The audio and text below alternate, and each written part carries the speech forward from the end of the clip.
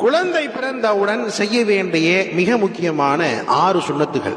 பெரும்பாலும் குழந்தை பிறந்தவுடன் நம்ம இந்த சுன்னத்துகள் செய்யறதே இல்லை. இன்ஷா அல்லாஹ் இதுக்கு மேல நம்முடைய வீடுகள்ல நம்முடைய குடும்பங்கள்ல குழந்தை பிறக்கிறது என்பதாக சொன்னா இந்த 6 சுன்னத்துகளை நம்ம பேணி வாழ்ந்தோம் இன்ஷா அல்லாஹ். முதலாவது சுன்னத்து, அந்த குழந்தை பிறந்தவுடன் அந்த குழந்தையை சுத்தம் செய்ததற்கு பிறகு குழந்தையினுடைய வலது காதில் பாங்கும் இடது காதில் காமத்தும் சொல்ல வேண்டும்.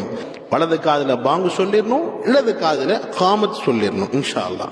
அந்த பாங்கு சொல்லும் பொழுது அந்த குழந்தையை முடிந்த அளவுக்கு கிப்லாவின் பக்கமாக நம்ம குழந்தையை வச்சிருக்கணும். முதலாவது சுன்னத். இரண்டாவதாக தஹ்னீக் செய்ய வேண்டும். தஹ்னீக் என்று சொன்னா பேர்ச்சப்பழமோ அல்லது தேனோ அந்த குழந்தையினுடைய வாயில லேசாக தடவி விடணும் இன்ஷா அல்லாஹ். மருத்துவர்கள் தடை செய்தால் தற்காலிகமாக விட்டுவிட வேண்டும், மற்றபடியா பின்காலத்தில் நம்ம அதை செஞ்சிடணும் இன்ஷா அல்லாஹ். அது யாரு செய்யணும் என்பதாக சொன்னா நல்லவர்கள், சிறந்தவர்கள், உலமா பெருமக்கள், அந்த மாதிரி அவங்களுடைய பரக்கத்தான கைகளால நம்ம செய்யறது சிறந்த முறையாக இருக்கிறது. மூன்றாவதாக அந்த குழந்தைக்கு நல்ல பெயர் வைக்கணுங்க. நல்ல பெயர் வைக்கணும். இன்னைக்கு உலகத்தில் யாருமே வைக்காத பேர் தான் என்னுடைய பிள்ளைக்கு நான் வைக்கணும்னா அது அர்த்தமற்ற பெயராக இருக்கும், அது குழப்பத்திற்குரிய பெயராக இருக்கும். அந்த மாதிரி பெயர்கள்லாம் நம்ம வைக்கவே கூடாது.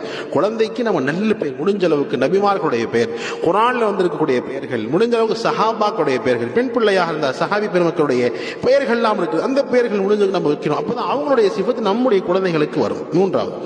நான்காவதாக அகீகா கொடுக்க வேண்டும். அகீகா என்பது அல்லாஹ்க்கு நாம் செலுத்த வேண்டிய நன்றியாகவும் அந்த குழந்தை வருங்காலத்தில் எந்த விதமான பலா முசீபத் இல்லாமல் வாழ்வதற்கு ஒரு காரணமாக இருக்கும். நிச்சயமாக ஆண் குழந்தையாக இருந்தால் 2 ஆடும், பெண் குழந்தையாக இருந்தால் 1 ஆடு கொடுக்க வேண்டும். ஐந்தாவதாக அந்த குழந்தைக்கு மொட்டை போட வேண்டும். அந்த குழந்தையுடைய முடியை மொட்டை அடிச்சு அந்த முடி எவ்வளவு கிராம் இருக்கிறதோ அன்றைக்கு வெள்ளையினுடைய மதிப்பு எவ்வளவு கிராமோ அது சரிசமமாக பார்த்து நம்ம சதகா கொடுத்துடணும்.